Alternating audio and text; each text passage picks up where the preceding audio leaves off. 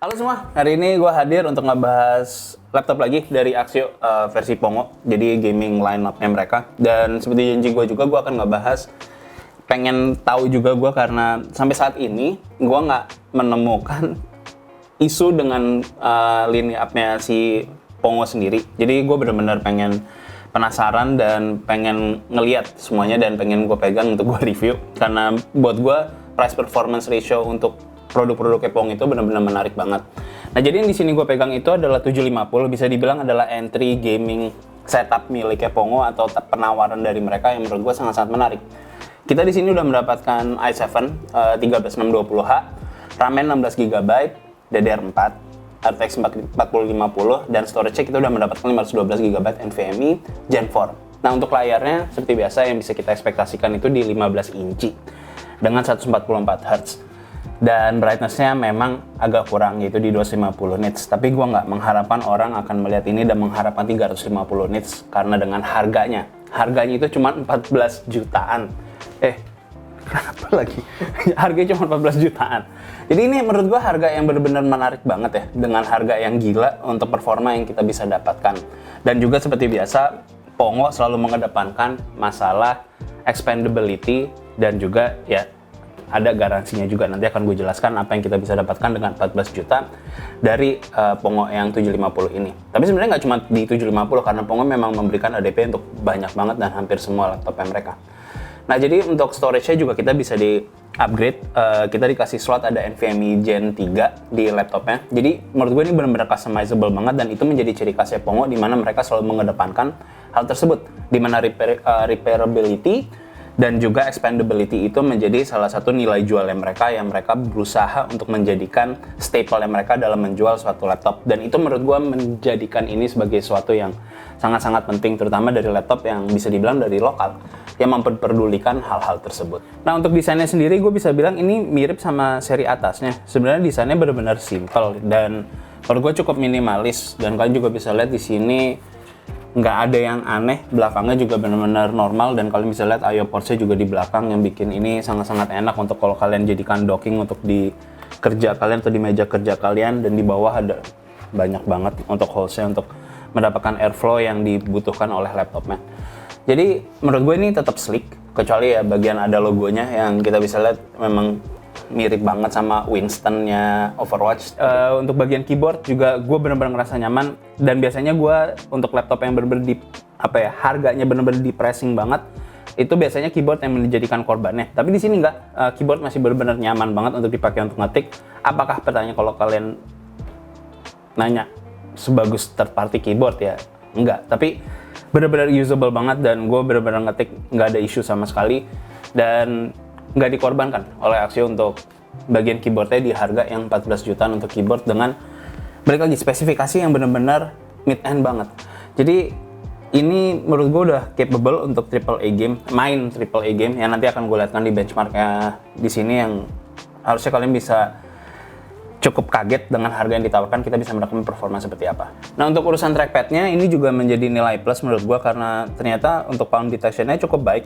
Gue selama ngetik nggak pernah palm gue kebaca sebagai jari, dan itu yang menurut gue jadi nilai plus juga, terutama buat kalian yang bakalan lebih sering menggunakan trackpad dibandingkan dengan mouse, atau kalau kalian itu lagi mobile. Jadi itu menjadi nilai plus banget yang biasanya kita temuin di laptop yang memang productivity oriented, hal seperti itu. Tapi di sini gue nggak menemukan isu sama sekali untuk palm detection. Jadi benar-benar nyaman banget untuk kalian gunakan dan tanpa menggunakan mouse di laptop ini juga. Nah, untuk ports ini juga udah banyak dan lengkap. Kita dapat ada Type-C, ada USB 3.2 Gen 2, terus dapat mini DP, ada HDMI 1.4 yang ya buat di push ke 144 4K juga masih aman. Tapi balik lagi ya, itu mungkin kalian bisa temukan di game-game indie yang memang nggak demanding. Kalian masih bisa sampai ke 4K dengan di atas 60Hz. Tapi untuk mayoritas game AAA ya kalian nggak akan bisa melakukan hal tersebut bahkan sampai 3 tahun ke belakang karena balik lagi limitasi di VRAM di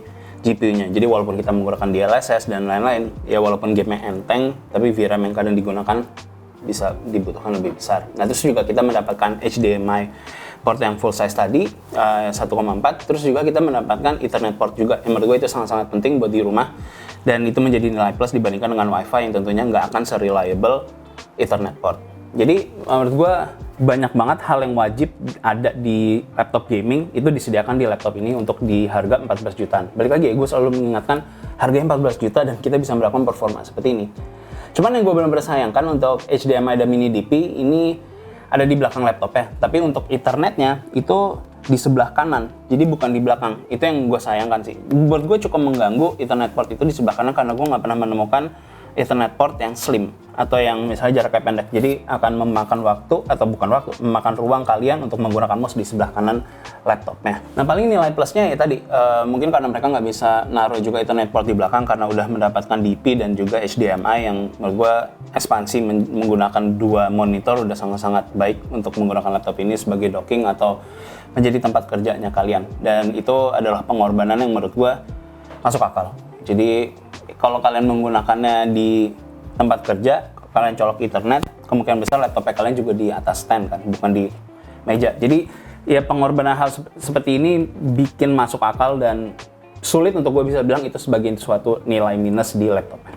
Nah untuk displaynya ini paling ya ini yang bisa gue bisa bilang yang dipangkas dengan harga seperti ini. Kita mendapatkan 144 Hz, oke. Response pixelsnya juga sangat baik, ya cukup baik lah untuk kita main game. Untuk kompetitif pun juga sangat-sangat baik sebenarnya. Cuman brightness-nya di 250 nits dan akurasi warna itu di 56% untuk sRGB-nya. Jadi memang kita nggak bisa bilang ini sebagai satu laptop yang baik untuk productivity atau kalau kalian mencari color accuracy yang untuk dicetak atau untuk dikasih ke klien, karena kemungkinan besar warnanya akan berbeda jauh dengan apa yang kalian lihat dan apa yang klien kalian lihat. Tapi itu bisa di-elevate dengan pada saat kalian menggunakan misalnya adalah ya display terpisah karena dengan ada outputnya. Jadi kalau kalian memiliki display yang punya akurasi warna lebih tinggi ya tinggal colok. Jadi balik lagi laptopnya sendiri sebenarnya dengan setupnya ini dipergunakan atau ditujukan untuk penggunaan gaming. Jadi bukan untuk productivity tinggi dengan akurasi yang akurat. Nah sekarang kita ke performa untuk di CPU. Nah di CPU ini kita bisa sesuaikan dengan apa yang kita bisa ekspektasikan dari prosesor yang digunakan. Di sini kita bisa lihat di R23 performance-nya juga sangat-sangat baik untuk multi-thread-nya. Terus untuk di Indigo hasilnya juga sama. Kalau kalian mau merender animasi, balik lagi gue selalu mengingatkan kepada kalian, tercermin juga di V-Ray bahwa performance di CPU itu selalu lebih penting karena dibandingkan GPU, warna untuk di CPU bukan warna, akurasi shadows, ambient occlusion-nya itu selalu lebih baik dibandingkan menggunakan GPU. Walaupun GPU itu lebih cepat, tapi CPU selalu memberikan yang lebih akurat. Dan kalau kalian menggunakan animasi terutama untuk klien yang harganya mahal, untuk satu perspektif seperti arsitektur dan sebagainya macamnya, itu kalian harusnya menggunakan CPU juga untuk merendernya. Jadi menurut gua untuk melihat performance seperti ini sangat-sangat baik untuk laptop yang harganya 14 juta. Nah kalau kita ke GPU-nya sekarang, kita bisa lihat kita ekspektasikan adalah AAA games yang bisa mendapatkan di atas 60 untuk supaya bisa mainin game-game dengan memanfaatkan apa yang displaynya itu bisa berikan kepada kita, itu 144 Hz. Nah seperti di Far Cry 6 average itu 104, ini udah sangat-sangat baik dan 1% di 75. Balik lagi dengan frame time yang sangat baik, kita nggak sampai di bawah 60 fps yang berarti gameplaynya itu benar-benar sangat smooth. Dan untuk di Valhalla ini juga sama, average-nya 89 udah di atas 60 fps, 1% di 52, di Watch Dogs Legion juga sama, 82 average, 1% di 55, masih mendekati dengan 60 fps yang bikin gameplaynya masih sangat-sangat smooth.